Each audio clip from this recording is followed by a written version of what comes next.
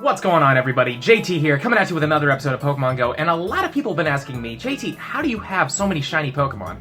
So I currently have over 300 shiny Pokemon that I grinded very hard for, so I thought to myself, how could I show you guys the best ways to possibly get one? So this is the top 7 ways for you to get a shiny Pokemon in Pokemon Go. Now before we dive into this list, let's go into what is a shiny Pokemon. For those of you who may not know, a shiny Pokemon is basically like any other Pokemon, except for that its color scheme is completely different than its original counterpart, and once you encounter one, it erupts into sparkles. A shiny Pokemon is no better or worse when it comes to IVs. They're exactly the same as a normal Pokemon, and they're mostly just rare trophies for people to hunt for. Current estimates of finding a shiny in Pokemon Go are about 1 in 450 encounters. So out of a stack of, say, 450 Magikarps that you've encountered, odds are you probably ran into at least one of them in that stack, but it's basically a big numbers game, so it's still not even guaranteed. I myself had run into over 1,000 Houndours before I even encountered one shiny Houndour, so it's really just a random numbers game. Now currently nobody knows exactly what causes you to find a shiny Pokemon over someone else, but I've come up with a little system that I think is kind of how it works, is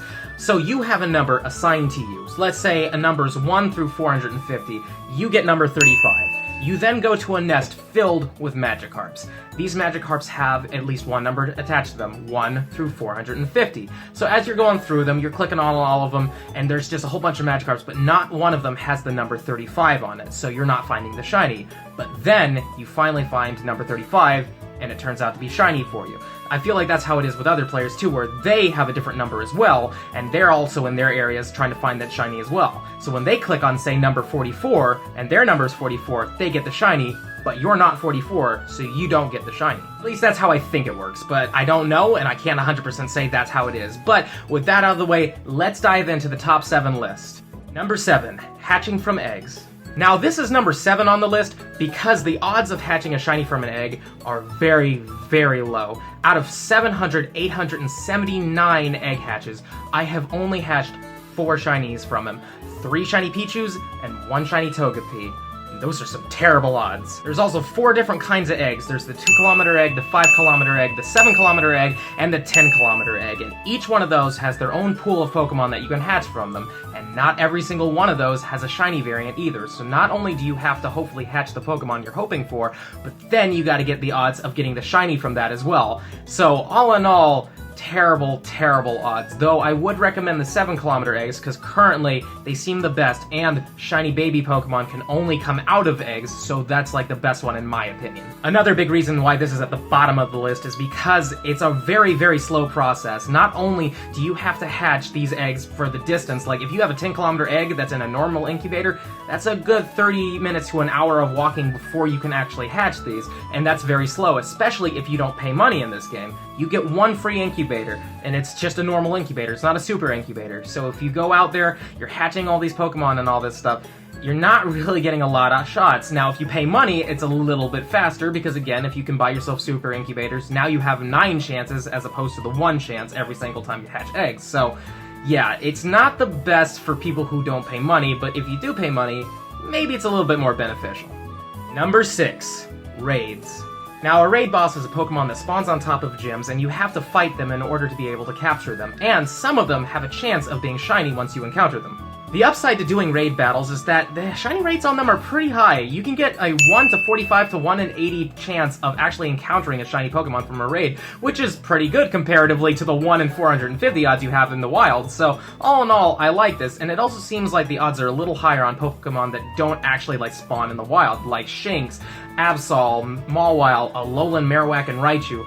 All of these Pokemon cannot be found in the wild, and one of them can only be hatched from eggs, so very low chances for you to find them, which means that you get a higher shiny rate on them as a result. Now, the major downside of using the raid system to find shinies is that, well, there's a pretty large raid pool, and unfortunately, not every single one of them can be shiny at the moment, so you might be waiting around for a raid to hatch, and of course, it's not a shiny eligible Pokemon, so you kind of just wasted your time going for it. Also, some of these raid bosses can't be soloed, like Absol and Alolan Marowak, which means you have to either wait around and hope people want to do this with you, which may not happen, or maybe you're in a rural area and nobody's there, so then you're just kind of stuck looking at it, so it's kind of sucky. The upside to this, though, is that Tier 1 raids are pretty heavy when it comes to shiny Pokemon, so usually, even though it's maybe not the Pokemon you were wanting to fight, you have at least a shot to beat it and get a shiny from it, so it's not too terrible. Another problem with this method is that, well, gyms aren't as common as Pokestops, and you may live in a rural community where there's like 5 gyms or something like that, and you gotta just hope that the right Pokemon spawns, so that's kind of sucky. Also the fact that you only get 1 free raid pass a day, which means you only get 1 shot if there's, say, like 3 Alolan Raichus that you want to do. You can only really choose one of them unless you choose to pay money, which kind of sucks for people that either can't or don't want to spend money on this game. So that's why I'm putting raids as number 6 on this list. Number 5, research.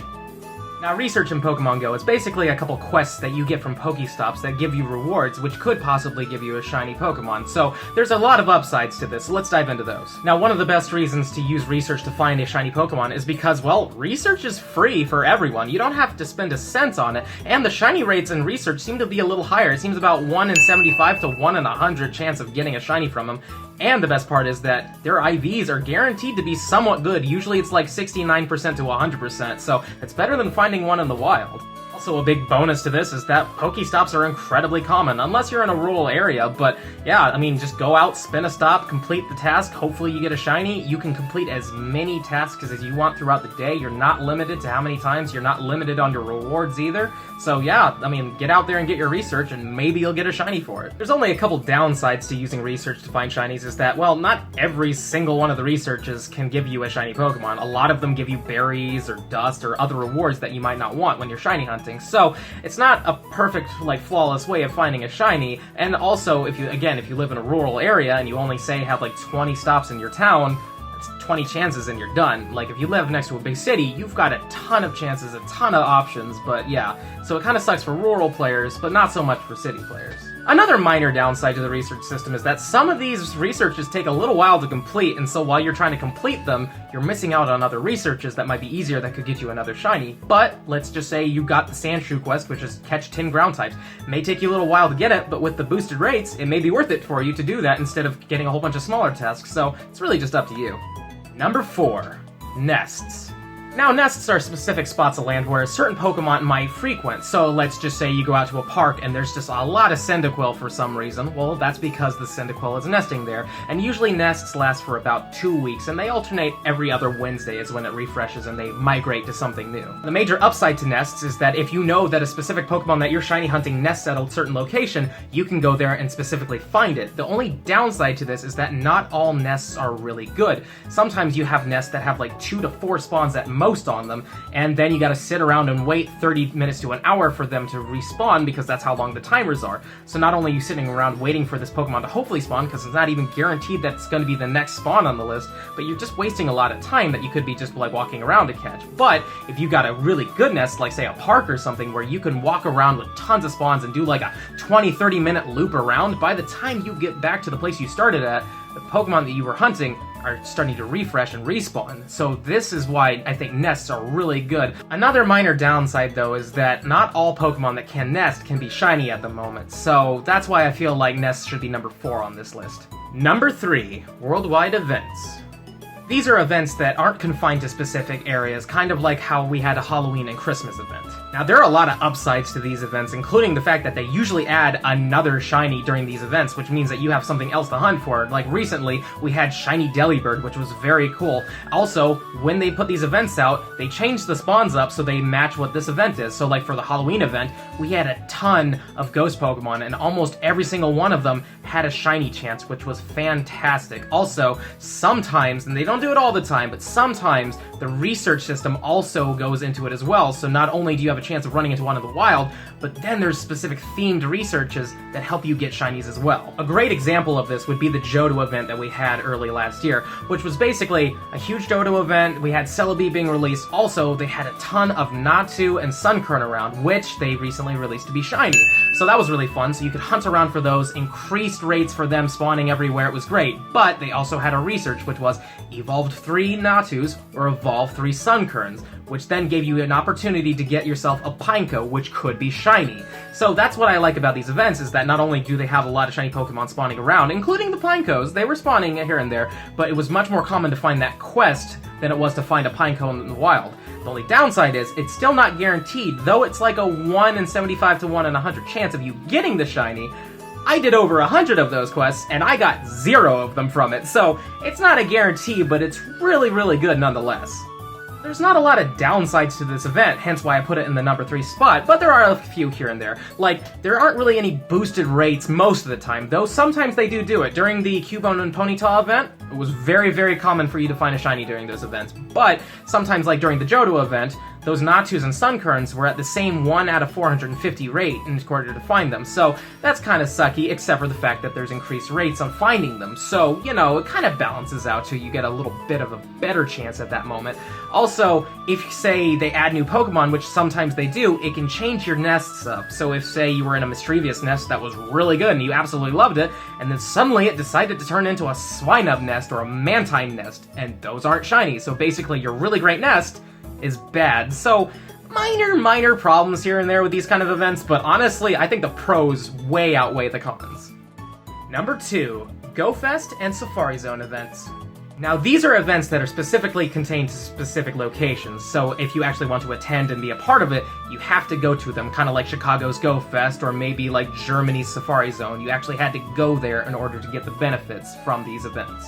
The major upside to events like this is that if you can participate in them, their shiny rates are really good, like 1 out of 50 in terms of encounter rates. It's pretty great, and they also usually narrow down the amount of spawns that are there, so not only are you running into the unknowns and the regional exclusives and all these really cool Pokemon, they also just narrowed it down to like a few other Pokemon that can be shiny, and the rates are a lot higher too. So like during Go Fest, we had Aerodactyls everywhere, and they had a high chance of being shiny. Also Snowrunts, very rare shiny Pokemon.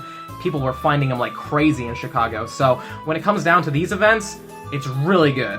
Also, a really cool thing about these events is that when you go to them, there's a brand new shiny Pokemon that they usually release to promote these kind of events, so you're one of the first people in the world to get that shiny Pokemon, which is pretty cool. And another really cool thing about it is that, you know, you're surrounded by people that are also playing Pokemon Go, so not only are you in a brand new country or a brand new city, whatever it may be for you, but you're surrounded by people that have very similar interests to you, so it's a lot of fun. The only major downside to events like this is that, unfortunately, they are pretty much locked to a specific location, and you actually have to travel there and go there and spend a lot of money. Now, I definitely recommend world travel. I think it's a lot of fun, but it's very expensive, so, you know, it kind of feels bad that you feel left out, but have no fear, because usually the Pokemon that they're promoting throughout these entire events, including like the Pincers, the Roselias, Plusle, Mine, and Wingull, all these things that were promoted were then released later on to the public. Usually they throw it out on the weekends at the final 2 days of the event, so when we had those events, I didn't get any of the other shinies, but once the shiny Pincers and all that were out there, I was getting a ton of them, so when that happens, make sure to go out there, because it looks like during the Brazilian Safari Zone event, which takes place on January 25th to the 27th, looks like they're teasing shiny Psyduck, and if that comes out, maybe the final 2 days on the 26th and 27th, we might be getting a ton of shiny Psyducks out there with the same shiny rate, 1 out of 50. It's a very high rate of finding them, so get out there and hunt for them if they release it. Number 1, Community Day.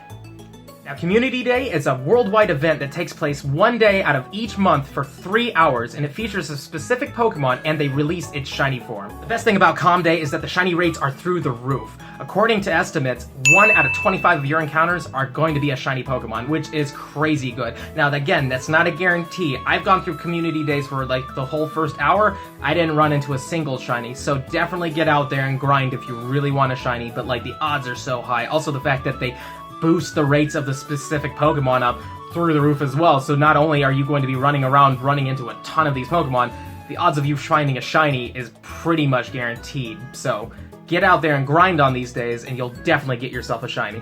Now, the only real downside I can see to Com Day is that, unfortunately for people in rural locations, their spawn rates might not be too great, so the odds of them finding a shiny are a little bit lower, even though it's still a 1 out of 25 like chance. You know, you might just get really unlucky, so I really suggest, if you have the money or if you have a way to go somewhere just a little bit more populated, just for like a day, I would highly recommend that, but if you can't do it, I get that.